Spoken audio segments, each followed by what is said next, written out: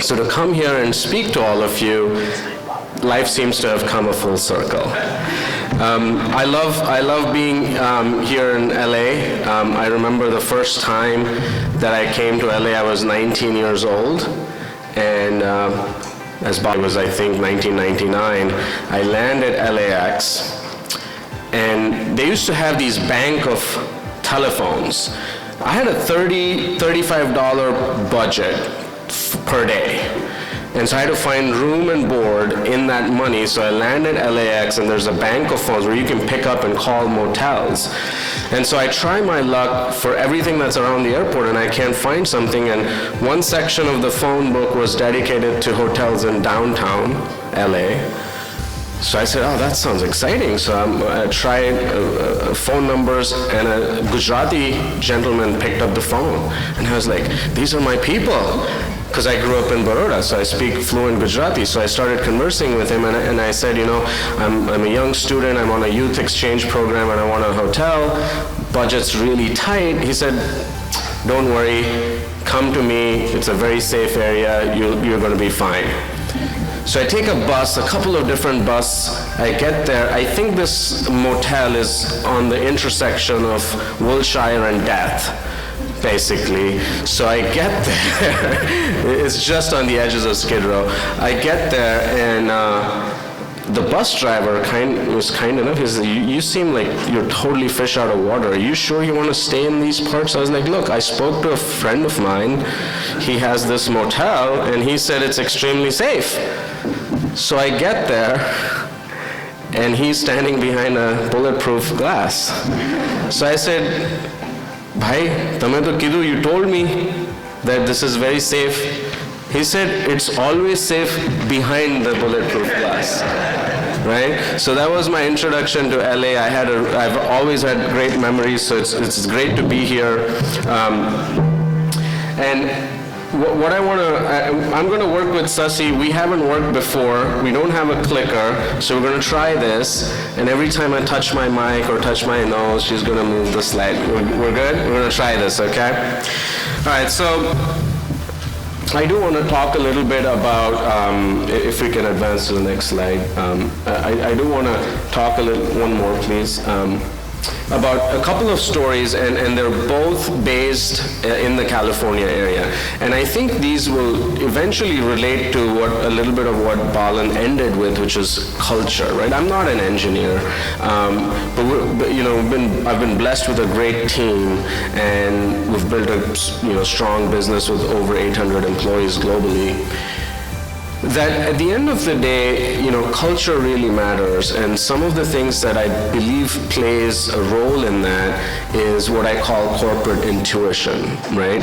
So I want to start with two stories, because at some point, right, you and I can agree on this, at some point there was a meeting at BlackBerry. We can all safely assume that there was a meeting in BlackBerry where strategists, engineers, corp development got together and said, iPhones and the App Store is for young people. We're not going to be affected by it. We're for professional people. How many BlackBerry users here in a room full of professionals? Used to be, right? Maybe one or two. So that is a lack of corporate intuition, right? There must have been, we can agree to this, there must have been a meeting at Blockbuster when someone said, the bandwidth is never going to support streaming. That the engineering capabilities just don't exist. It's not going to be possible. Netflix is a flash in the pan. So what I want to talk today about is really how can we harness our own intuition, right? And then convert that into corporate intuition to make right decisions, build a strong culture. So the first story is about is the Kuros, which is interesting, and this is at the J. Paul Getty Museum, which is close by, I believe, in Malibu. The J. Paul Getty Museum bought a Greek antiquity statue called the Kuros for $10 million. They spent 18 months in diligence, right? So they spent a lot of time trying to figure out what was the history of the statue. They had the experts do it, they do the carbon dating, they did all of that. And then they were so excited to release it, they called in a small community of art historians for an evening cocktail reception for the unveiling of the Kuros. And the minute the statue was unveiled, everyone in the room just knew it was fake. Nobody could tell why. They just had this feeling, they just had this uncomfortable feeling that this was not right. It looked fresh, not something, a word that you don't associate with a statue that's 3,000 years old, right? This shows us that sometimes, no matter how much diligence we may do, no matter how much of our rational mind we may apply, we can still get things wrong. Another story is also based in California, right? And that story is about 3 people that met together in Hollywood, and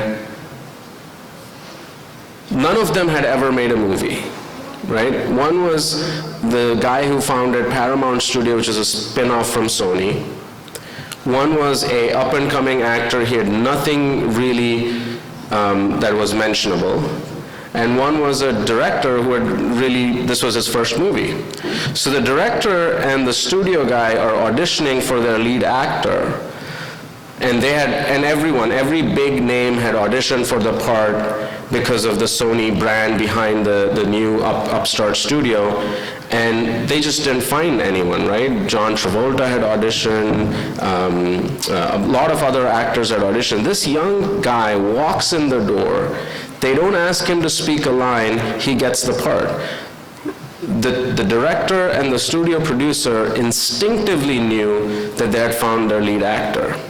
Collectively, the 3 of them have created over $20 billion in box office collections. The actor was Tom Hanks, the director was Ron Howard, and the producer was Brian Grazer. And the 3 of them have done a lot of strong movies. So the question then becomes as to what might be the reason for this collective intuition, right? And in my experience and in the experience of people who have had, I love to read about strong, successful companies. I think there seems to be 3 things that seem to be working together. One is what I call mastery, right? Which is understanding what you're good at. Right?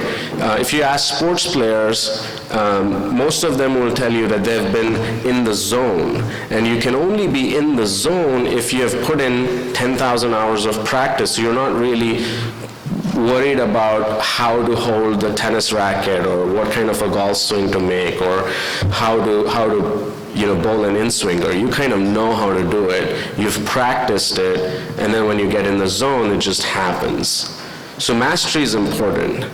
The second part of it is what I call having a curiosity, right? Or trying to be innovative and having this open mind to what change might bring. And the third thing is going to be a sense of belonging, right? A purpose. Something that Balan also alluded to, having the purpose, understanding and knowing who you are and what you really stand for. There's a great line in the play Hamilton where, the Hamilton story is Vice President Aaron Burr shot and killed Treasury Secretary Hamilton, and in one of the scenes, Hamilton asks Burr, how do you know what you stand for if you don't know what you will fall for, right? So that's the kind of belonging and culture and purpose that you need to find. So I want to talk again about 3 companies that I really admire, because I don't really want to talk about my company. I'm trying to just be a student and try to learn. And what I have learned is a few of these things that I want to share. The first thing, let's talk about mastery, right? So the first company that I want to talk about is Ford. So Alan Mulally is known as the American icon, probably one of the most impactful CEOs of all time. And in 2006, a good 2 years before recession, in 2006, he went into a packed ballroom in New York City and asked for $23.6 billion in loans. And everyone thought, why would you want that kind of capital? And his simple reason was that he wants to have sufficient capital to weather what he thought was coming down the pike. 2008, the recession hits, and between 2008 and 2011, Ford jettisoned Jaguar Land Rover, Aston Martin, and Volvo. In 2014, they jettisoned Mercury and another brand. But what they did was they strengthened their core. So between 2006 and 2011, Ford really, under the leadership of Bachalli, thought about how to strengthen the core, right? They got rid of assets that they could not manage. They understood their limitations in being a really strong US-based manufacturer, North America-based manufacturer, and not being a management company running companies like Jaguar and Land Rover. So they sold the Jaguar Land Rover to the Tatas, they sold Volvo back to the Swedish government, and so they did a lot of these restructuring, but essentially they strengthened their core. The next company I want to talk about is Microsoft. Now, we can talk about the failures that they have had when they've started thinking about innovation. How many of you remember Zoom? Right? It was their so-called iPod killer, never took off. Bing, which is still around. I don't know why anyone would use Bing when you have Google, but it's still around. But what is very important about Microsoft and why I really, really respect them is that they have always tried to disrupt and innovate at the edges of their core. Right? What is their core? The core today is the same as the core it was when Bill Gates founded the company, personal computing. I can hazard a guess that 60% or more of this room still uses a Microsoft device, a Surface, Windows laptop for personal computing. So they kept that core strong, but all of the innovations that they did was around the edges. So they did Xbox, HoloLens. Xbox is the single largest gaming console worldwide, right? They did HoloLens, they did Azure. It's the top 3 cloud platform players, and they moved all of Office 365 to cloud. So the cloud is now their biggest revenue generator, right? So here you have a company that is very much like Ford that understands what their core is, which is personal computing, which they still have a very, very strong core in. But they've managed to disrupt at the edges. A few failures will be along the way, right? But they've managed to really disrupt along the edges and create a new Microsoft with new leadership, inspiring leadership, that has really gone on to say that we want to help improve computing for every human being on the planet. That's their mission statement, that's their purpose. So that brings me to the issue of purpose and belonging and a sense of culture. And the third company I want to talk about is Southwest. So Southwest is a fascinating story, and if you ever want to see what Southwest culture is, you can Google this or go to YouTube and look for this video called Malice in Dallas. Has anyone seen this video? Okay. This is the funnest video you'll ever see on YouTube. So Stevens Airline is represented, this is in the 90s, Stevens Airlines is represented by Kurt, the name of the CEO, and he sues Southwest. He sued Southwest for multiple millions of dollars for using the phrase "just plain fair," right? That phrase there, "just plain smart," "just plain smart," that phrase both companies were using. Stevens Airlines said, "We have the rights to it, and you're using it, so we're going to sue you." Herb Gallagher, who was the CEO, founder of Southwest, picked up the phone and called Kurt and he said, "We're competitors, But tell you what, this kind of fighting is only going to cost you money and cost me money. The only guys that are going to make money is lawyers. How about this? How about you and I arm wrestle this out?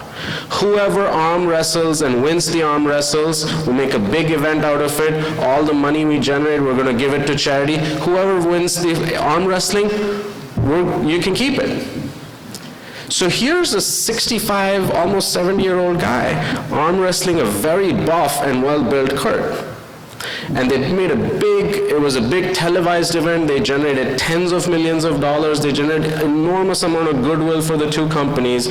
And the video is called Malice in Dallas, where Herb Gallagher and Kurt, the CEO of Stevens Airline, arm wrestled each other. Stevens Airline, the CEO, won the arm wrestling, but decided to give away the phrase to Southwest, right? So that is the culture of Southwest. That is how they're built, right?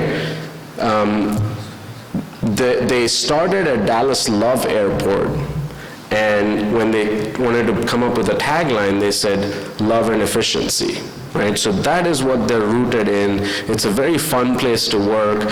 People at Southwest typically tend to work for more than 20 years. That's the average tenure of an employee at Southwest. And most of their locations are non-union. So this gives you a sense of how important culture is. So when you have those three things in abundance, which is mastery, which is one more click, Shashi, is strengthening your core, innovation, which is disrupting around the edges, and a sense of belonging, finding your purpose, magical things can happen. Right? So as engineers, as business people, as strategists, I'm here to tell you that my personal experience at Unilog and the company that we've built, from a small startup in one room in Bangalore to a multinational company in 6 countries with 800 global employees, is really rooted in understanding why we do, what wakes us up in the morning. How can we continuously disrupt ourselves instead of having someone else disrupt it for us? And how can we continue to practice what we do on a day-to-day basis and get better at what we can deliver. So that really delivers a winning culture that can help you adapt with change. It can help you adapt with any direction the wind is blowing. You can sort of get your company to be positioned well. So with that, I want to thank you again for listening to me. I hope that was useful, and I'll look forward to engaging with all of you throughout the day. Thank you.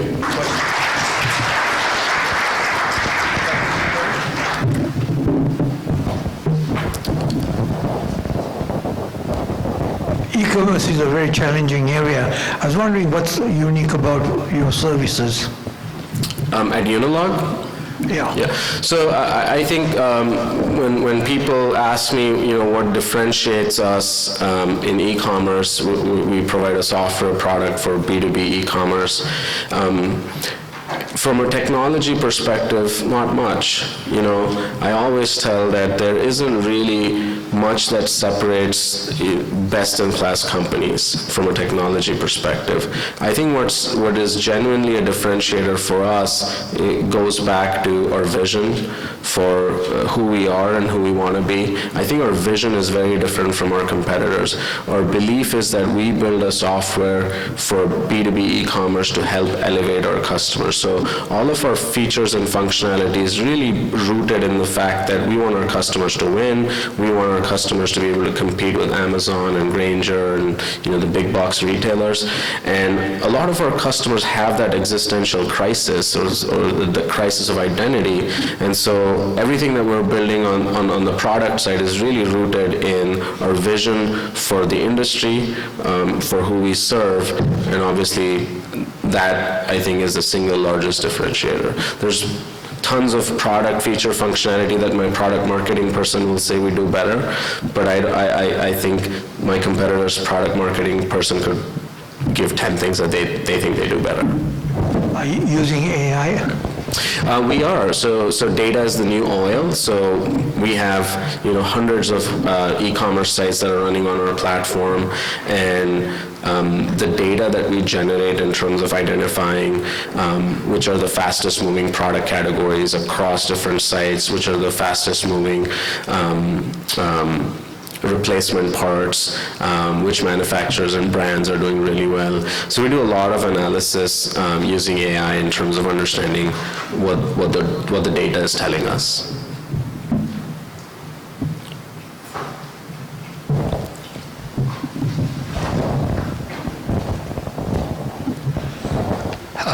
My question going to be on the so people talk about facts-based decision-making or intuition-based decision-making.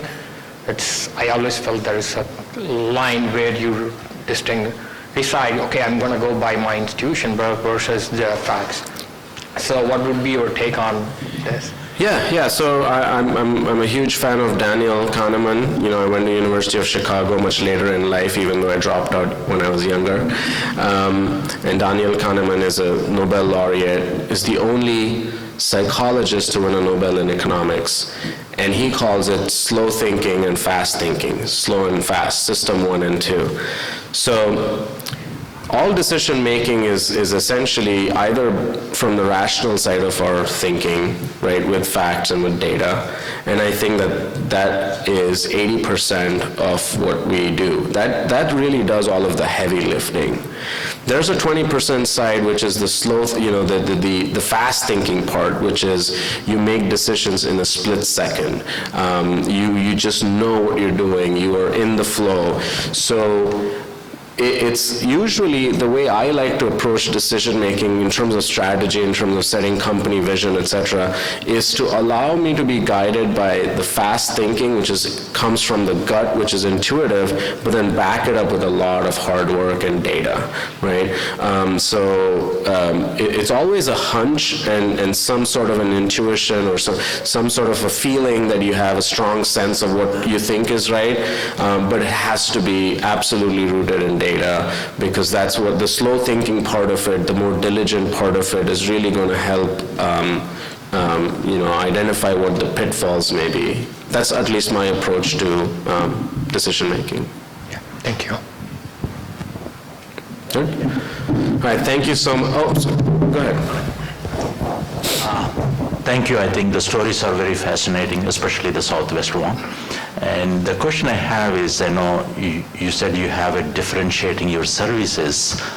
How do you what is the benchmark? Do you have any benchmark with respect to your competitors in your services? Absolutely. So for every product and service line that we offer, we have a keen sense of our competitive landscape, and our competitors change by the kind of service and the market that we're in. So for example, if we're selling an e-commerce product to a large enterprise, our competitors are going to be IBM, SAP, Oracle. If we're selling it to the mid-market, it's going to be Magento or Shopify.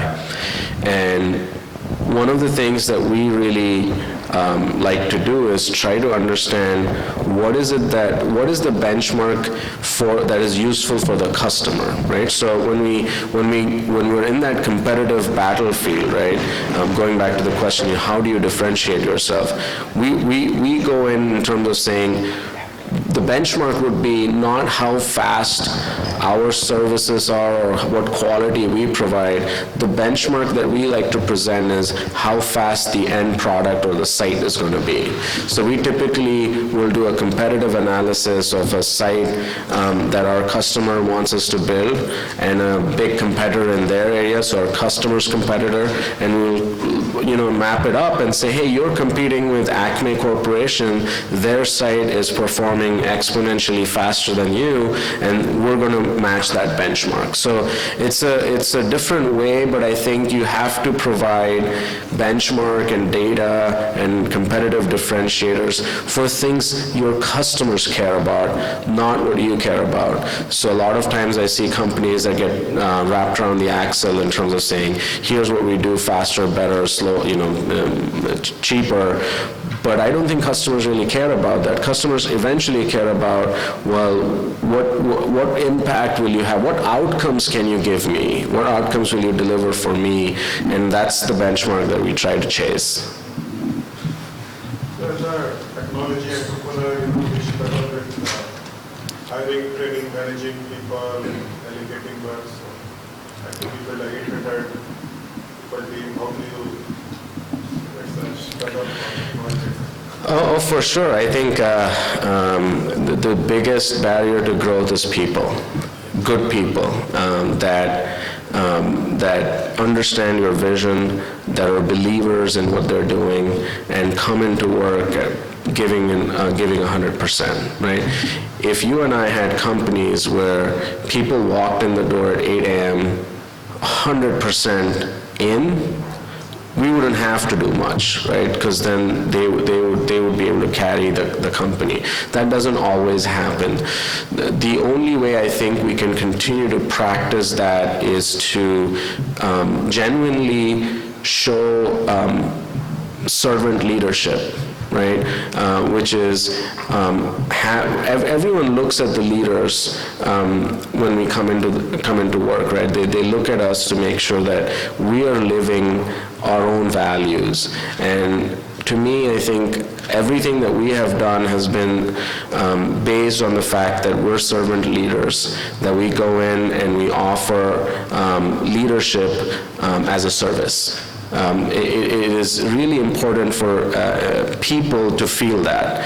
The other thing that I really believe in is obviously holding each other accountable, right?